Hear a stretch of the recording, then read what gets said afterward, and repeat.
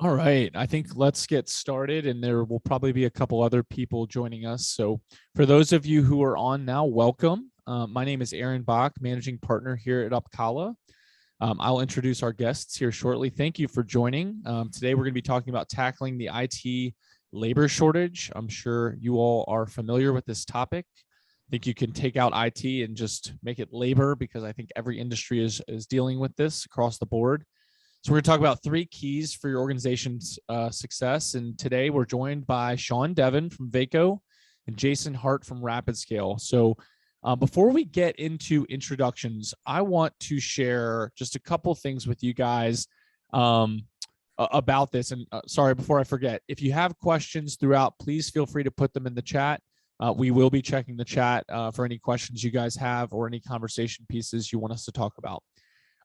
Before we get into introductions of Sean and Jason and their backgrounds and why this is going to be a fun conversation today, want to go through some stats. For those of you guys who do not know us, Opkalla, most of you probably do, but we're based here in Charlotte, North Carolina. We're an advisory firm for IT professionals, and that could be anyone making an IT decision. So not just IT, it could be a CFO, CEO.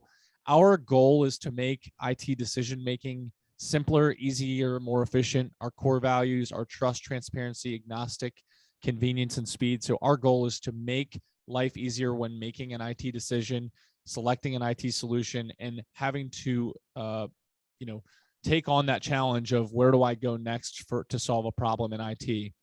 To date, we've done about 2,500 plus evaluations of technologies, meaning where a customer is looking at something and we're looking at different solutions with them. So 2,500 plus.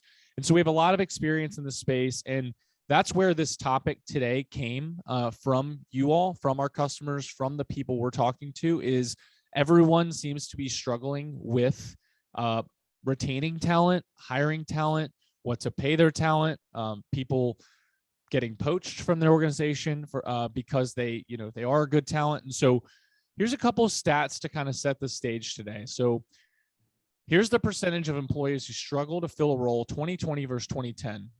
This was a survey done. I'm not sure the source, but basically there are organizations out there taking surveys to say, are you struggling to source certain roles? Almost 70% of people in 2020 are struggling to find IT labor, as opposed to only 15% in 2010. Another stat I'll share, it's not on the slide, but when we were preparing this and we were talking about, well, how bad is this problem? We didn't put it on a slide, but we saw numbers as high as 47 million people up to 70 million people in 2021 quit their job. And that's not just in IT, but that could be quitting because they're just going to do what the gig economy would say and do, Uber and things like that, or they're quitting for another job and being poached by another company because they're going to pay more, have better flexibility, culture, et cetera. So 10 tech positions are ranked in the top 10 hardest positions to fill in the industry. I think this is why we're having this conversation. IT labor is very valuable. The skill set is hard to come by, and it's a very hard position to fill. The staff turnover rate in IT is the highest across industries at 13.2%. I joke, and I say this with people all the time, but I say, it's good that you met them now. They won't be there in 2 years. I hate to make that joke, but the average lifespan of an IT employee right now is less than 2 years. I think it's 1.8 years. So staff turnover is an all-time high. Excuse me. And then 50 to 250% of salary costs to replace an employee. So it's expensive to replace IT labor. You train them. You have to go through the interview process. You have to make sure they're vetted. You have to get them onboarded with your systems. And as you do that, you spend more and more. And then for them to leave at a 13.2% clip, it's expensive. And so people are struggling to say, do I hire again? Do I outsource? And we're going to get into that today. So I'm going to stop sharing my screen and I want to jump into this conversation. So let's go to Sean first. So Sean, if you want to introduce yourself, tell the guests a little bit more about you and Vaco, and then we'll go over to Jason. Absolutely. Thank you, Aaron. I appreciate the time and the invite. My name's Sean Devin, also here in the Charlotte market. I've been in the talent solutions space for roughly 12 years, all of that being local to the Charlotte market, and some that's pulled me outside nationally as well, but mostly in our backyard here. I've been with Vaco for 2.5 years as a managing director over our technology practice. Vaco holistically is a talent solutions provider. We go from managed services through to retained search to contract and permanent search. My background again is in the technology space and training and building teams in the recruitment space. It's funny that you mentioned the top 10 hardest jobs to fill. I believe number 1 might be a technology recruiter because that has been a challenge to build a team here, and it's funny because it actually is one of the higher ranked jobs up there. But that's a little bit about me. If you don't see me working in the technology field or running around Charlotte, you find me on the golf course. But thank you again for the time, and look forward to getting in a conversation. Yeah, thanks for joining us, Sean, and we're excited to hear your perspective. Jason, let's go to you. Hey, everybody. Yeah, Jason Hart. I'm a cloud solutions consultant at RapidScale. We're based in the Carolinas. I live down the road from Opkalla's office. I've been in this space with technology consulting for over 20 years. I like to help the customers just really figure out where they're at on their technology continuum and where they are in their business objectives, and just help align those two to deliver shared outcomes together back to the business. Awesome. Yeah. Thank you for joining us, Jason. And we're going to get into Jason's and what RapidScale does for customers as a result of the labor shortage here today. So let's kind of go high level, guys. Let's talk first about, all right, we just gave a bunch of stats on the IT labor shortage. Let's talk about the why. Why is there an IT labor shortage? What's driving it? How long is this going to last? Like, what do we see happening in the market? Sean, let's go to you first. Yeah, great question. I think it's a lot of the things that people have regurgitated over the last 1.5 years. So there's various different reasons behind this, but I think the largest thing is, prior to a pandemic, we still had challenges in the IT labor shortage, right? It was a build versus buy. You can go back to high schools and colleges not preparing folks, properly potentially for the workplace. So this is not a, post-pandemic challenge. I think what has, elaborated on top of that is the fact that, post-pandemic, knock on wood, now we aren't competing, Lowe's isn't competing against Belk and Bank of America, Wells Fargo. We're in our backyard competing, but now we have everybody nationally competing because 95% of these individuals are working, fully remote. So it's a matter of waking up a little earlier, waking up a little later, and working East Coast or West Coast hours. So I think that's one of the largest challenges. There's trickle down effect to that, we can get into later when it comes to, cost. Charlotte is a growing city, but some of our mom and pop shops can't compete with Google and Meta and these other organizations that are paying skilled IT professionals 5 times the salary that they may be posted here in Charlotte. But that's my thoughts at a high level. Again, we can get more granular as we move through. No, thanks for sharing. Jason, do you want to take a crack at that? Yeah, I would consider them market observations through conversations with technology leaders throughout the community. And I think, the biggest part for me is the cybersecurity impact. And I think, and Sean would probably know more accurate numbers, but I think there were over 1 million requisitions that weren't filled for cybersecurity just in last year, maybe even higher. You're seeing a lot of universities roll out cybersecurity certificates and curriculum, and a lot of the younger folks are jumping into the workforce with that degree. I don't think they have an IT background. They don't understand traditional technology, so they're jumping right into cybersecurity, and that's creating a pretty big gap. I think the other impacted, like Sean alluded to, was the geography barriers are broken. So I can't tell you how many times I've met an IT executive that lives in Charlotte for a company that's based out of New York. So those are the sign of the times. And then finally, just in the Google, the Apple, the AWS, the Nike, that's all being built in Raleigh and in the Northern Virginia area. It's really bringing that group of people over to want to work for the more advanced technology platforms instead of the traditional IT platforms. So like Sean had talked about it, and Jason, you just mentioned it too. So we'll say 45 to 70 million people quit their jobs in 2021. are people just leaving to go to more high paying jobs in other markets, or are people just not, are they taking consulting gig? Like, where are people going, or where are you guys seeing people leave for? Yeah, that's a great question, and I'll take a quick stab, and then Jason, I'm sure you can allude to this as well. So, we went through 2.5 years here where a lot of folks lost jobs, right? Whether those were technology professionals or folks in professional services, a lot of folks lost jobs, even in the technology industry. So those individuals have been rehired back, at a scale that we've never seen before. So in the last 2 years, we have just seen, I understand people are saying this mass exodus or the mass, the word I'm looking for here, but, those folks have all gotten hired back, right? Those individuals have been hired back and potentially have made, a move since because of the fact that their skills are so great. So in an effort not to get political, I think that, there are a large group of individuals that are in, potentially a workforce that doesn't have transferable skills, or the skills need to be sharpened to be transferred right into a entry level or some type of tech opportunity. So I've seen it happen. The hiring managers that I work with tend to say that they will certainly take somebody green and junior and train them, but then if you put somebody that's skilled in front of them and they don't have to go through that, they'll pick the latter.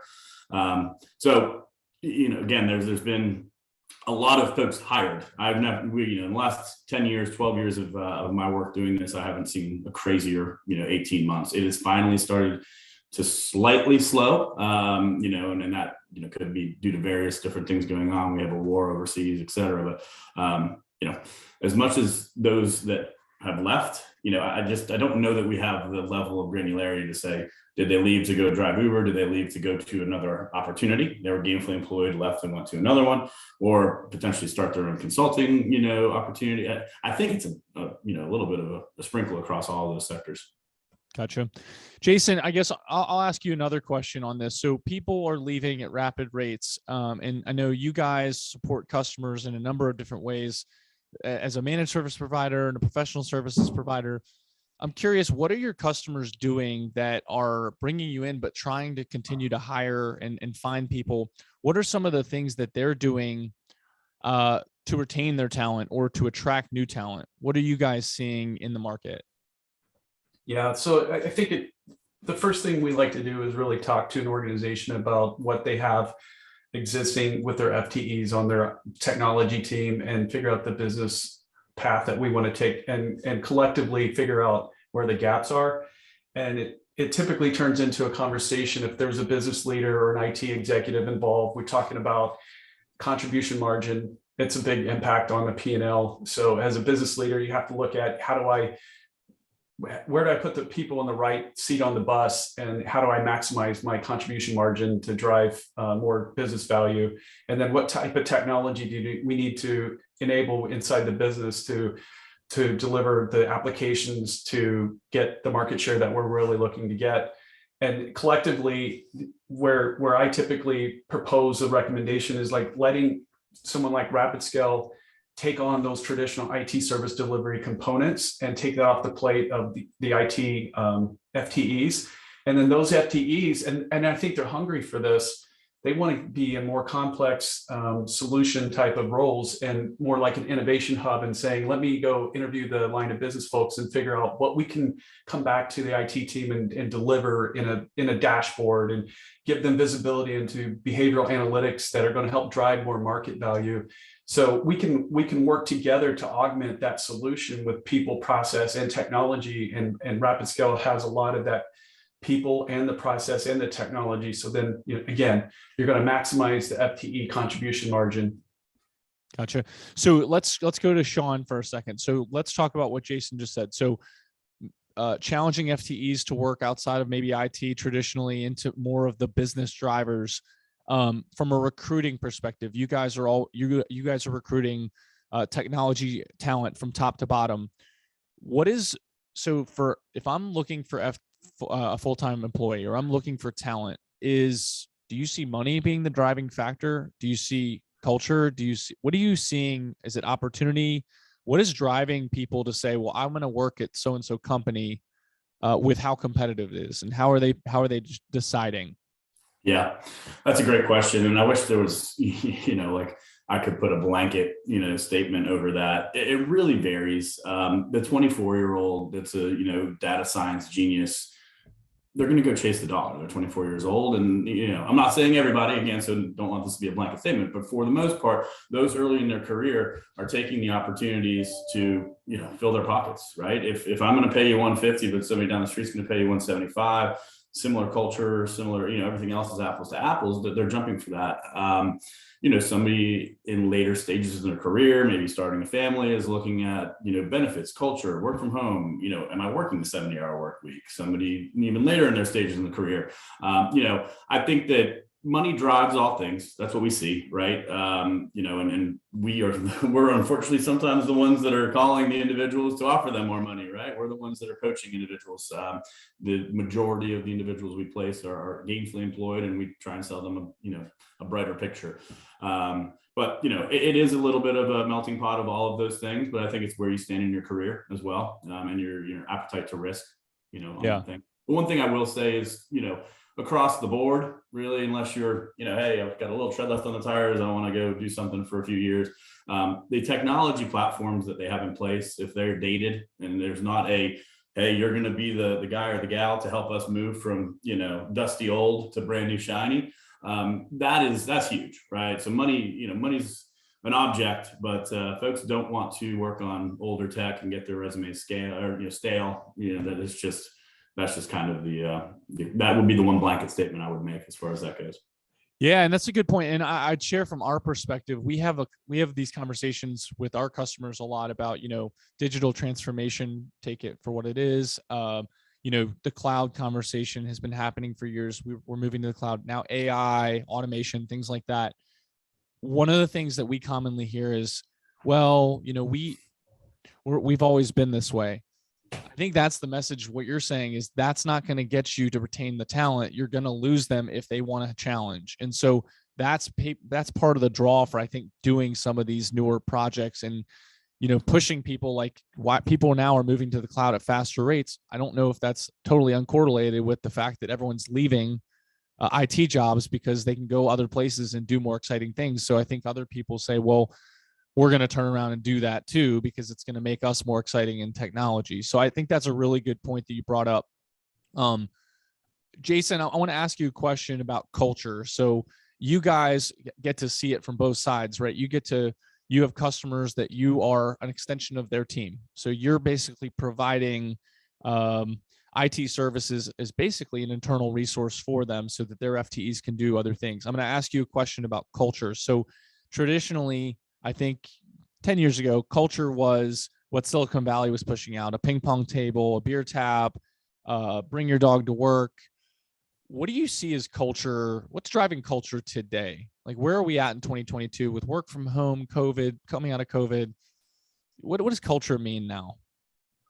I mean, this is a big challenge to business leaders today. In the past, if you were able to work remotely, you were a small subset of the overall organization, and the attention of culture was going into what's happening in the brick and mortar. And those few remote workers weren't treated on equal footing, I guess you could say. And the challenge now, because Forrester predicts 70% want to have a hybrid workforce, 55% of employees say they want to work from home more often. The whole work from anywhere concept is now mainstream. So these business leaders have a challenge of how do we maintain culture across all workers, remote and in the office. And that is a challenge. And because of things like Zoom and Teams and whatnot, I mean, we're bridging that gap, but there's still a human gap. And so when I was at the NC Tech event, the Forrester presentation really talked about this. This is going to be a new emerging space where you're going to see a lot of VR technologies, Microsoft being a leader in that space as well, with some acquisitions that you might have seen in the market. But that's where the emerging technology is really going to happen, to where we're having this session in a whole different paradigm, where we're actually sitting in a boardroom together with VR, capabilities, instead of this two-dimensional, Zoom type of scenario. there will be a lot better America's Funniest Home Videos when everyone is doing that. Yeah, and I agree with you. I think it's changing rapidly. I mean, I won't get into my thoughts on Web3 and all that stuff, but I do think it's coming in some regards in a lot of our organizations. I would share, a lot of times as a managing partner here at Opkalla, I deal with the same thing. We're constantly trying to find the right people, good people, and our whole thing is that we value the culture and the people so much more than the results. And that sounds crazy. I'll take the person with the results all day. I've heard. We won't. We want the people that are a good culture fit. They embody our core values. And for us, one of the things we do that I figured I'd share is, we have all of our folks, including myself and all the other founders, we write down our personal, professional, and financial goals. We write that down. We challenge each other to that. We hold each other accountable to that. And I think that's an example of, that's something we do in our culture where it's open to talk about your personal and professional goals so that others can challenge you. And I think we're hearing more and more organizations get away from, well, let's make cool office perks and let's try to make it more about the individual, which I think we're seeing in the market. So, let's skip ahead from, culture and then the problem. Let's start talking about maybe solutioning. So I'm going to go to you, Sean, first and talk about some of the recruiting tactics. And Jason, we're going to get to you after Sean to talk a little bit more about supplementing and how how all leaders should think about, how they can outsource. Sean, for folks that are listening today, they're probably, I imagine if they're listening, they've got some position they're trying to fill. They're probably working with a recruiter, maybe not. What tips would you give them on how to find better talent, maybe greener talent that you might develop, or what tips would you give? And then what are you seeing as maybe a mistake that people are making when they're trying to find talent?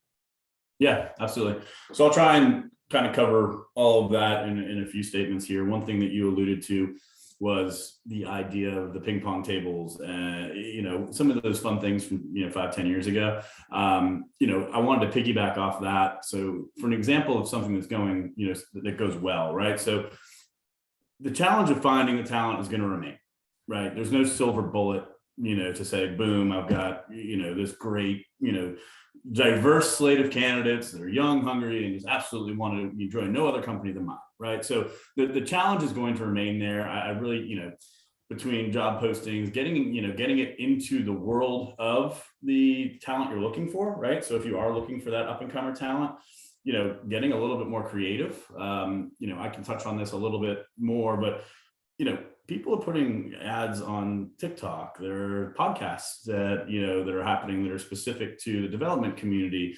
We're just, Instagram. We're seeing these areas where the 20-somethings are spending their time and how to get to them there. They aren't necessarily browsing LinkedIn like we used to do, and they sure as heck aren't opening a newspaper to check the help wanted, if that even exists anymore. But one thing that you mentioned, and I think that, it's there's a couple ideologies here. As you're interviewing, speed is key.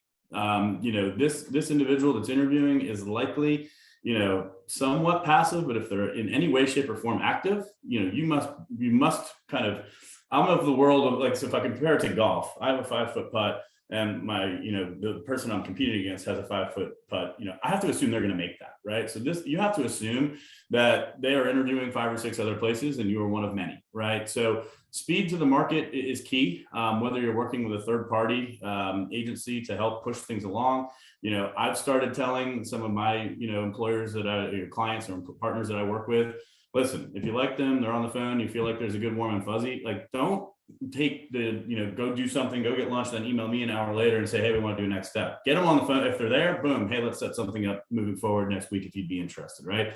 So I'm allowing them to try and start to run with the ball a little bit because our organization, and this goes probably for recruiters across the country, we are there to ideally get them in front of you, right? From there, it's no longer the world of hey, let's see who can go, deeper dive into C#, whether it's my lead engineer or this person that we're trying to hire. No, it's, hey, your stuff. All right, great. Now I got to put on my sales hat. Why do you want to come join our organization, right? So during all that to say, during the interview process, I think it's great for employers to pay attention.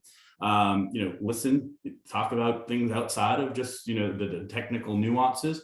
What they like to do, after hours, on the weekend, what's their favorite restaurant. I worked with an organization who did drop those things into the interview process, kind of, haphazardly here and there. And this was a remote organization, but on the first day, they had a $250 gift card to Outback Steakhouse. They had a little beanie baby because of a lion, because their, spirit animal was a lion, as well as their favorite candy, along with all the other swag, cups, and this, that, and the other. But it was kind of just a small little thing. It cost them maybe $300. But that employee was like, oh, shoot, they were listening to me, because again, you're probably not, anyone on this call is probably not competing and throwing $250,000 at a junior developer like Google is, right? So we need to get creative in the ways that we do that. Another area that, I've seen a lot of, you don't want to call it failures, but maybe an area that is really, really key to paying attention. Again, these people are gainfully employed. So there's a 2 to 3 week window where they're putting in their notice.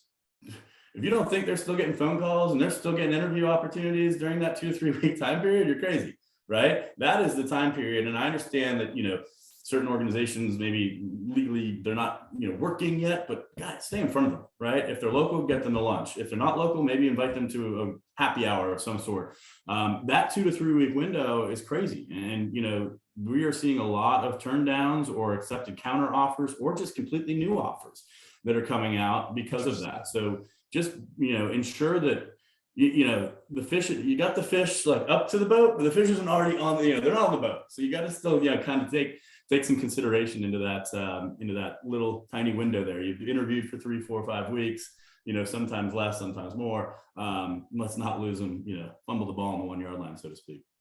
Yeah, well, and you talked about 5-foot putts. I definitely don't make them that often. So, I mean, I don't count on me making that. But to your point, it is true. I mean, people are getting lots of offers out there. And like you said in the beginning, when we were opening this, they're coming from everywhere. They're not coming from your backyard anymore. One other quick question, and then we'll go over to you, Jason. So like, to me, and this is something we see a lot, do you see people who are hiring too fast? Isn't that a concern? Because, I need someone, I need it today. I mean, we're seeing a lot of bad IT practices because someone's coming in, they're hiring someone without checking the boxes, and then it's a horrible fit, or it's, just not vetted properly. I mean, is that happening a lot? Yeah, we are seeing that. And I think, again, I wish there, it's a kind of $1 million question. Like, hey, how long's too long? How short's too short, right? I've had people put offers out after a 30-minute phone screen, and they've accepted and it's gone great when these people have been with the organization 6, 9, 12 months and things are great. That said, more often than not, that sends off a little bit of a desperate, cry. Like, hey, we and then if I'm a candidate and I'm, skilled at what I do, I'm probably thinking, man, that was really fast. I wonder why they were so, I don't want to call them desperate, but were they? So I've done a lot of coaching, with clients on that. And I think that, whether it's working directly with a line manager, working with an internal talent acquisition, individual or HR individual, I've coached them, and transparency is key, right? If they say, hey, we're going to do a 30-minute phone screen, then we're going to do a follow-up conversation with HR. It's my job and my recruiter's job to let them know, hey, this is a quick moving process. It's going to be 30-minute phone screen around tech. Then it's going to be, a 30-minute call with HR. Boom, we're done. If you don't feel comfortable, Bob or Suzanne or whomever, then, let's talk through that. If you like what you've seen, we will go get you another call to make sure that everything's fine and good and dandy. But I need to let the client know that too, right? Hey, this is a little quick. So don't be surprised if a candidate might ask for one more step just to really get the warm and fuzzies. So just even in having that little ping pong conversation between the candidate and the client to set expectations, if you're moving fast, great. We love it. Heck, man, I don't want to set up 15 interviews, and find it's a lot of my day. So fast is great for us. The money's in the pocket quickly, right? So I'm just being transparent. But knowing about it on the front end, like I've had individuals that throw an extra round of interview in and it's a presentation of X, Y, and Z. And I'm like, where the heck did this come from? Right. Yeah. Now my candidate's kind of like, well, I'll do it, but that was never announced. And nobody, everyone looks a little shady. So I think, again, speed to market without haste. So I can't necessarily say that the bad hires, right? Like if you did a 30-minute tech screen, they teched out and they seemed like they were, were somebody that you'd grab a beer with, or if you got caught in an elevator, you'd be okay, like you'd live. It's a funny saying, but the best you will ever see your employee is during the interview process.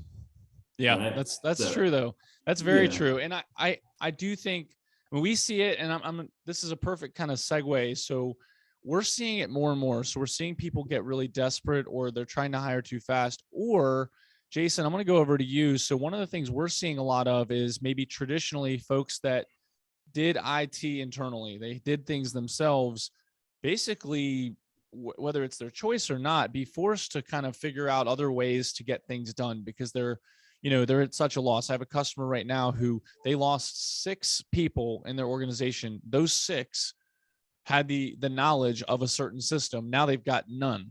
Well, that's, you think 6, okay, well, we're fine. We got a backup to a backup to a backup. All 6 left within 3 months. And now they're forced to say, we still have to run this environment.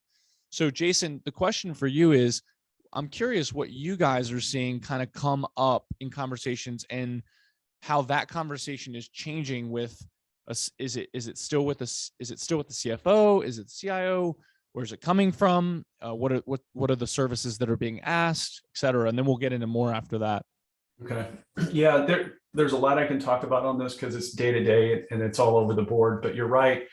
I would just say, slow down a little bit and look at your technology partners and really spend time understanding how they can add value to help you and augment you.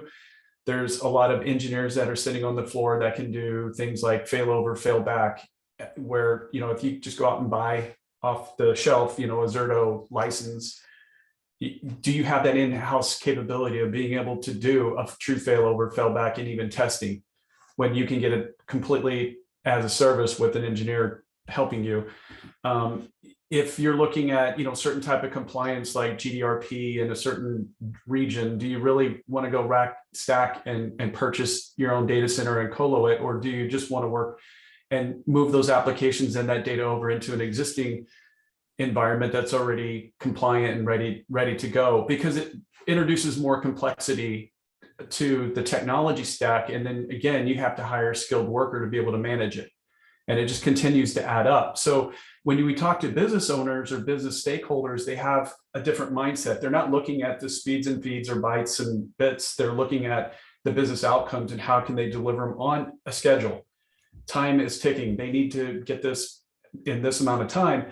And a lot of the IT folks will say, well, we really like this type of firewall or that type of firewall, and this provider doesn't have that firewall, and we have a guy that manages that firewall really well. The business owners are like, what does it matter?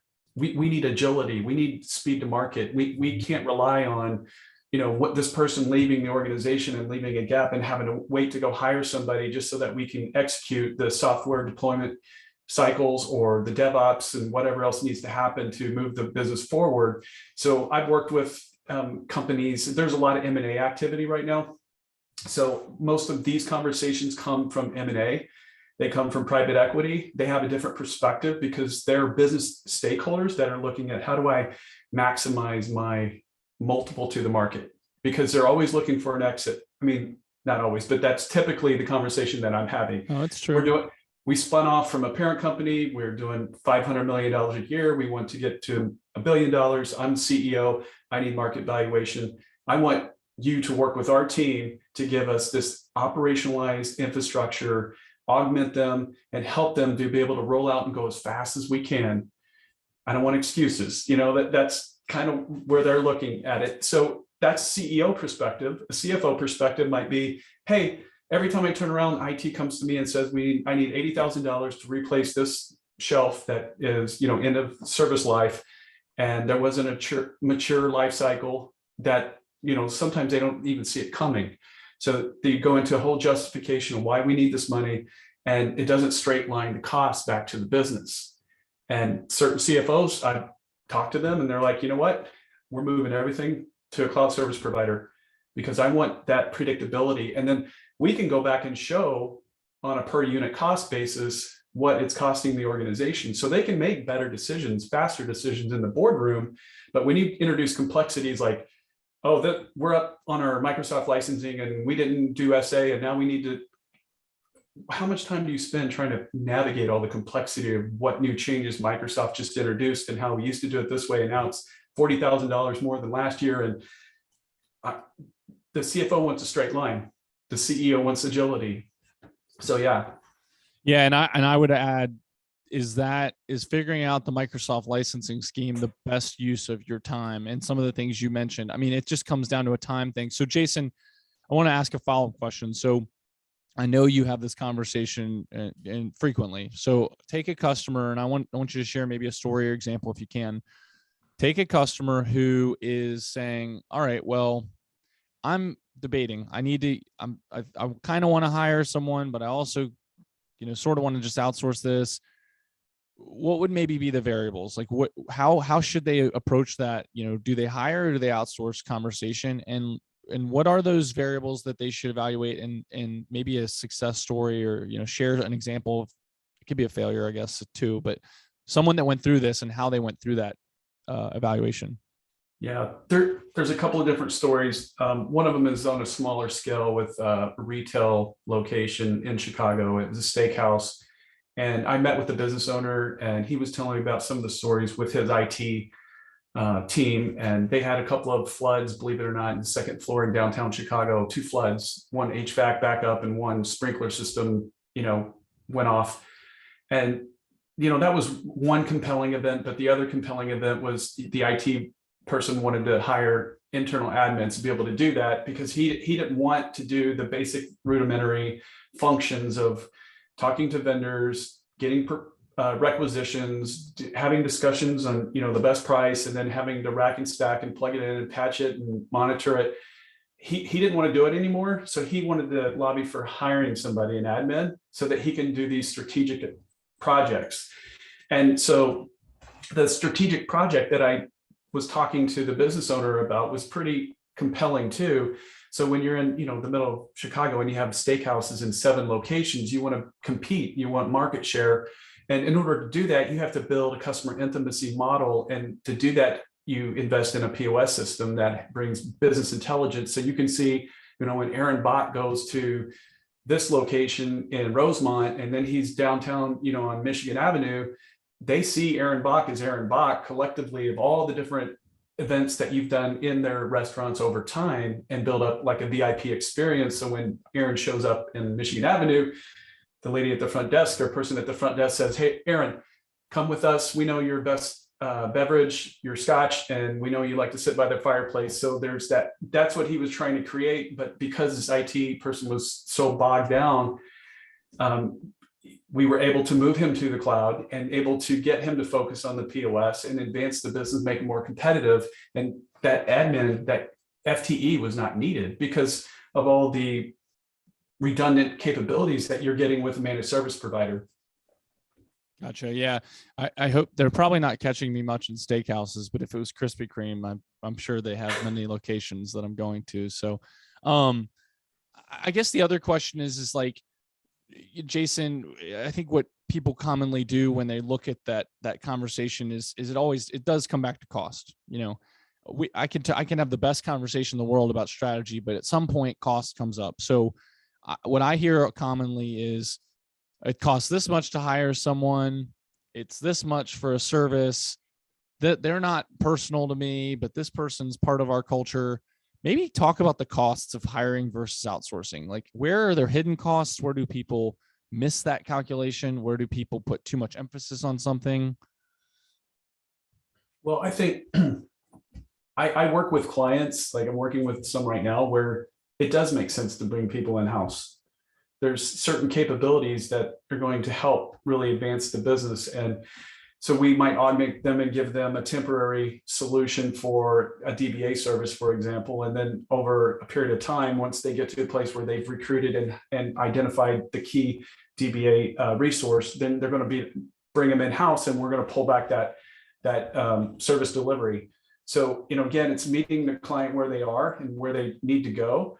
but it doesn't always make sense to do everything hosted either. So you do need internal headcount, and especially when you start getting into more complex solutions. We were talking about cybersecurity with AI and behavioral analytics. So we get into, the stuff that we talked about with automation. It might make sense to shift that FTE over to us for the core functions of IT service delivery, and use that requisition to look at somebody that's more strategic, maybe doing a call center integration with their, Salesforce, and having more business intelligence and AI built into the sentiment analysis with their agents, and delivering more capabilities in that function. So it's more of a broader conversation of how can we work this together to help you with your business objective. And again, it's always going to come back to some CEO or somebody in the boardroom that's saying, here's where we need to get to by this date, and here's what we need to modernize within our capabilities, and these are the applications that we need to roll out faster.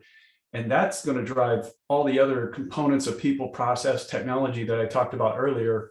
And that's where we come in and say, this makes sense, and we collectively as a technology partner help you in that capacity. Yeah, I would share a story from a customer that we have. I was talking to someone about it the other day. They're kind of making a big drastic digital transformation. They're going through, do they modernize applications? Do they want to do applications to communicate better with their customers? They want more mobile access. They talked about kind of the Domino's pizza app. Like, they want to know, a customer to know every point in the process. But they said that, and then along the way of the conversation, when they were evaluating all the different providers, they spent so much time evaluating like little nuances about what might be outsourced versus like making the big digital transformation, that I went back and calculated it. The amount of time they spent in 3 months with multiple people in meetings over little things added up to be the labor and some other costs for years of time that it would have taken for them to just move to either an outsourced solution or something like that, a third-party app. So I think one of the things we see is that people make it this big decision, but at the end of the day, like we just talked about, IT people are on average staying less than 2 years. Managed service contracts are somewhere between 2 and 3 years. You can always make a change later if circumstances change, but I see people with paralysis analysis on decisions, and a lot of times I think they end up spending more time, and they don't account for all the costs and some of the other soft things that they don't think about in that evaluation. So I don't know if you see that, or you want to comment on that, Jason. Yeah, that's something we see commonly. Yeah, I mean, I also came from a large VAR, and I spent over 15 years on the VAR side, and just understanding that entire world. When you add on not only the vendor selection, but once you decide on the vendor on that side of the world, and you follow the trail of all the components of making a decision, getting a requisition, getting a purchase order, getting suppliers into the database, going through the supplier vetting process, deciding, which technology you're going to have shipped, and then when it arrives, then you're going to have it in the loading dock, and then you have somebody dedicated to bringing loading dock stuff over to the technology department, and then they're backed up. So by the time they finally get that in their project queue, it's been 2 weeks, it's been sitting in that box over in the corner, and then by the time they get to it and break open the box and bring it over to the stack, and they start plugging it in and realize that there was one other component that they forgot that they needed. And that whole supply chain of service delivery for technology adds up tremendously. When you want agility, again, it's always going to go back to the business drivers. How long can the business wait for services to be delivered? And to me, it's also risk mitigation, because now you have more business continuity, more predictability to your operations. And before this call, I was talking to one of my managers on our SE team, and we just had a sales kickoff talking to the consultants, and we talked about what is digital transformation. It's really about process efficiency. That's the underlying component of digital transformation. So when all these processes are being more efficient, and cost reduction, tool consolidation, people redundancy is all taken out of the equation, you're more efficient, you're leaner, you're more agile. Yeah. Yeah, thank you for sharing. We actually had a question come in. This one I think is probably more for Sean, but Sean, you talked about earlier where people were recruiting from all over. We talked about New York, and Jason, you mentioned DC and Atlanta and other places where there's a hotbed of big companies recruiting from smaller markets. Question is around, how do you compensate? How do you set the compensation model for an employee that is work from home or coming from another market? So I think the example that they're getting is, say we're here in Charlotte and I'm going to go to, I'm just going to pick a random place, Roanoke, Virginia, where I'm from, which is, I would consider a smaller market. Ideally, or I'm guessing it's probably a lower cost of living. How do you compensate that person that's working remotely in Roanoke, even though I'm a Charlotte-based company? And how are people setting up those comp structures? Are they just paying the same across the board, or are they doing it based on where they live, or how do you evaluate that? Companies are still doing a little bit of both. Organizations. So, Credit Karma came to Charlotte and started to build up their presence, and they were paying San Francisco rates. We loved it. And then they kind of realized that, they were overpaying by 15, 20, 30 grand, 15, 20, $30 an hour. So I think, what I would tell you is, do your best to, if you're working with a provider, certain states you're not able to ask, what compensation looks like. And I think you want to pay fair value to somebody, but, the rule of thumb of, hey, 15 to 20% raise from where you're currently at. So if I'm sitting at 100 grand and I want to make my next bump, 12 to 18%, depending on the skill set. If they're working from home and they're in that market, I would say that this is what we're seeing, in and around that market. Just understand that, there's the chance that they're going to get a phone call, right? And I go to these Googles and VMware and Meta and all these different organizations. Listen, not everyone's getting hired there, right? They're challenged to get the talent that they want, but not everyone's Google, right? Capable, right? So the A player that we might see in a mid-market Roanoke doesn't have a chance to sniff at Google, right? So there's got to be a little bit of give and take. So, there again, no silver bullet, but I think some companies are willing to pay. It also, there's some, I would look at, are there internal inequities, right? Like if I've got an engineer doing the same exact work sitting in Kansas City, and now I'm paying somebody doing the same exact work that maybe is even more skilled, less money because they're in Roanoke, what happens when they find out? What happens if there's some water cooler talk one of these days at a retreat? And they're like, whoa, you're making 120. I'm sitting here making 100. And I'm like, I'm banging out code faster than you, So, there's a lot of different things that go into that. But I as I'm working with individuals, and that's a third part of it, right? Leverage some of the, third parties that you're working with, whether it's Jason and kind of saying, hey, Jason, what are you seeing as far as, cybersecurity engineer with 2 to 3 years experience, or a recruiting agency? Hey, what are you seeing? And you know what? The call doesn't cost a dime. You could call me and say, hey, what are you making? I have more clients right now that aren't necessarily hiring, but they're calling and saying, Sean, I've got a 3-year data engineer that's dabbling in Python, X, Y, and Z. I'm paying them 85. I feel like they're going to be gone. And I'm like, what's their name? Because yes, they are going to be gone, So what does that, kind of translate to in the market? And I was like, do you really want to know? And they're like, yes. So I'm getting, without them knowing who I am, I'm getting people raises left and right. Just to keep. The last story I'll share is Red Ventures. Granted, they were starting to see a lot of folks. They gave $20,000 raises to like 85% of their top tier software engineers. Right after the pandemic, because they were basically started to see that the talent was going to get plucked, and they said, hey, we want you to stay here. We know that culture is part of it, but again, the Red Ventures office might be great, but it's not your bedroom or your couch, right? That's where you're working. So hopefully that answered that a little bit. I think that it really just depends on the company size, and just leverage the connections and folks that within that space or within that geographical location to try and help you out and work through that as well.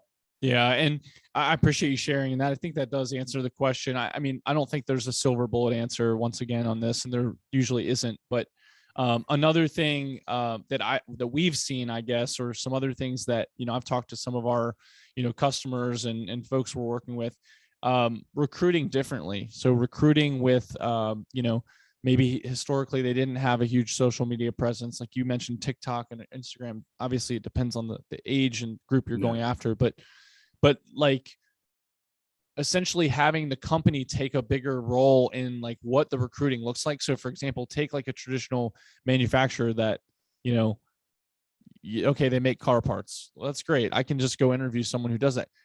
They need to now have a social media presence, do a day in the life of, talk about some of the cool things on social media that those employees get, so that you can see a little bit of the culture inside the company. And I mean, I know at Opkalla, one of the we're as transparent as we can be, and we try to share like everything. I think people were probably tired of seeing some of our stuff, but we share everything we do because we want people to see this is our day to day. Like there's, you know, this is what it is. But I think people have to get more creative when they're trying to have that conversation and find people and retain people. So, you know, I appreciate you guys joining today. I want to close with, you know, kind of closing thoughts from each of you. So, Jason, let's start with you. You know, being in a industry where, you know, managed services are rising rapidly. I think I saw the stat that the CAGR of managed service companies are expected to rise 10 to 13% over the next 5 years.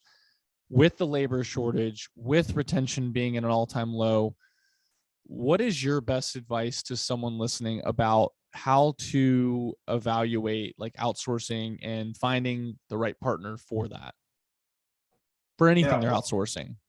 Yeah, well, I mean, obviously you would start with Opkalla as a trusted advisor to help, you know, look at the market and very quickly. I didn't pay him to say that. Make some recommendations, but what you want to get to is somebody who has the ITIL methodology or mindset, who can say, hey, let's talk about the business and look at the business outcomes, and then work through the technology, look through the people, look through the processes they have in place, and see how mature they are and what needs to be augmented, and then come up with some solutions and say, here's some of the things that other people in your space are doing and how it helps them. And then come up with a mindset of, you know, technology partnership, get out of the data center business, you know, let someone run the data center for you and keep the applications and the security framework in place, and start thinking about an innovation hub within your team, and being more forward thinking in terms of aligning that business with the technology that's in place. And just, you know, that's the methodology that I like to help people walk through, and really about the applications and interdependencies at the end of the day, and the resiliency of those applications. And, you know, that's going to help deliver business back to, or value back to the business. And, you know, a lot of IT people don't want anything to change. The only reason anything should change is if you're able to see evidence of an ROI back to the business. Just coming in with something really cool, yeah, it's interesting, but if it's not delivering on that, it's not going to turn into an investment. But yeah, that would be my recommendation. No, it's a good one. And I do appreciate you sharing. I know, you know, from working with you for a number of years, you do share from a higher level perspective. And I do think you bring a good perspective for, it's not just IT, it's not just CIOs, it's everyone. And if you're a CEO who hears this, or a CFO, you may need to get involved and really help that decision, because there is kind of a, you know, change is not always everyone's favorite thing to do, but sometimes it's the right thing for a business. So I appreciate you sharing that. Sean, we got about 3 minutes left. So I know you've given us a lot of great tips today. I guess leave us with maybe the best suggestion you have for recruiting and for folks out there trying to find IT talent.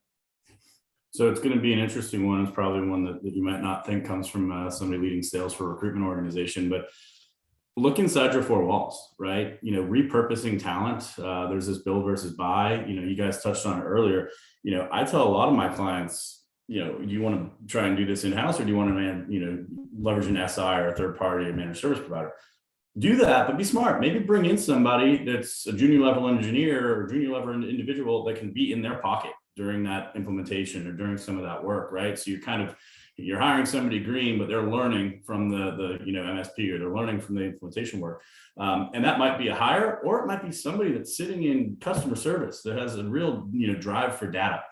So I think that a lot of folks think, so-and-so left, we've got to replace them 100%. That's not necessarily the case. Look at what you can repurpose. I hate to use that word, but that's what it is, right? Somebody might understand the business and have that knowledge of the organization, some of the systems, but they just need a little help, understanding what SQL is, and they go through a DBA class, and now they could be a great employee, and you took them from a $45,000 customer service job, you gave them a $10,000 raise, they're happy as heck, and they're going to be committed to that organization because you helped to build and train them. I know it's not, an always type thing. Sometimes you need that senior level heavy hitter, but I think more often than not, people just go out to market instead of looking what is in their backyard that is already employed. Yeah. Well, and I think you're right. And I appreciate you guys joining. And for those that are listening, thank you for attending the webinar today. If you do have questions, we're going to post this so that if you missed it, people can see this. We're going to share Sean and Jason's information as well as Opkalla's information. As we mentioned, we see these challenges from both sides every day. So, like Sean said, information is free. Call us up if you have questions about what we're seeing in other customers or other markets. Let us know, because we're coming across these situations all the time. So, Sean, Jason, thank you for joining. Folks on the call, thank you guys for joining, and I hope you guys all have a great rest of the day and week. Thanks, everyone. Thank you.